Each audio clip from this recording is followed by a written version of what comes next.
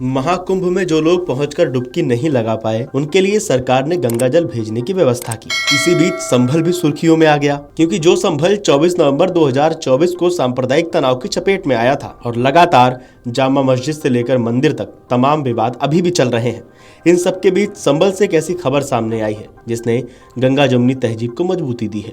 संभल जिले में fire brigade की 2 गाड़ियां महाकुंभ का जल लेकर पहुंची। इस गंगाजल को प्राचीन तीर्थ श्री वंश गोपाल समेत कई प्रमुख तीर्थों में छिड़का गया, ताकि लोग इसमें स्नान कर महाकुंभ के जैसा पुण्य ले सकें। खास बात यह है कि जब ये गाड़ियां संभल पहुंची तो चौधरी सराय में मुस्लिम लोगों ने फूल बरसाकर इनका स्वागत किया।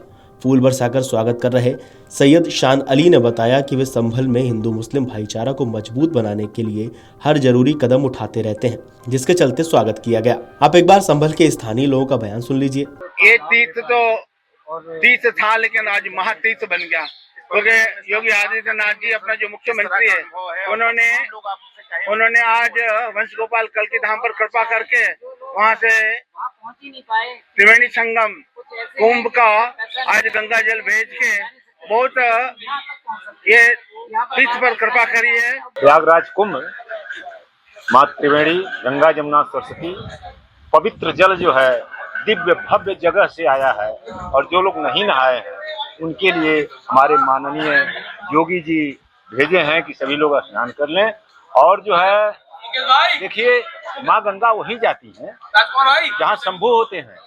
तो फिर मैं दोबारा कह रहा हूँ कि यह संभल जो शंभू की नगरी है, इसलिए माँ गंगा यहाँ तक चल कर आई, स्वयं चल कर आ गई, किसी को लाने की जरूरत नहीं है। माननीय योगी आदित्यनाथ जी के लिए बहुत बहुत धन्यवाद कि उन्होंने कल की नगरी संभल में ये जो त्रिवेणी का जल था, जो लोग संगम से स्नान से वंचित थे, आज उन्हें स्नान करने का अवसर दिया, उनका बहुत बहुत आभार, बहुत बहुत धन्यवाद। आज जो पुनीत कार्य हुआ है उसको देखकर लग रहा है कि राम राज्य इस उत्तर प्रदेश, इस भारतवर्ष की भूमि पर वापस आ चुका है।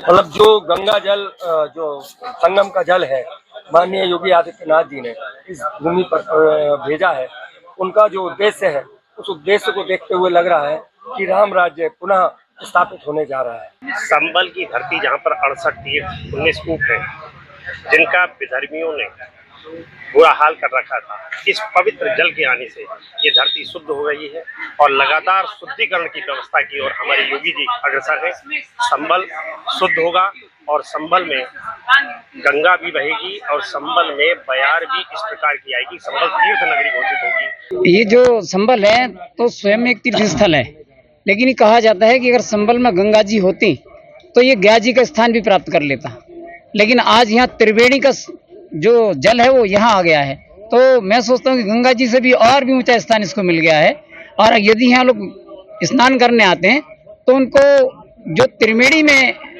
पुण्य प्राप्त होता है वो तो मिलेगा ही, लेकिन और भी अधिक संभल के तीर्थों का भी उसको पुण्य मिलेगा। वहीं एसडीएम वंदना मिश्रा ने बताया कि ये गंगा जल संभल के प्राचीन वंश गोपाल कल्की धाम तीर्थ, क्षेमनार तीर्थ, कुरुक्षेत्र कुंड और मृत्युंजय महादेव महातीर्थ तक पहुंचेगा।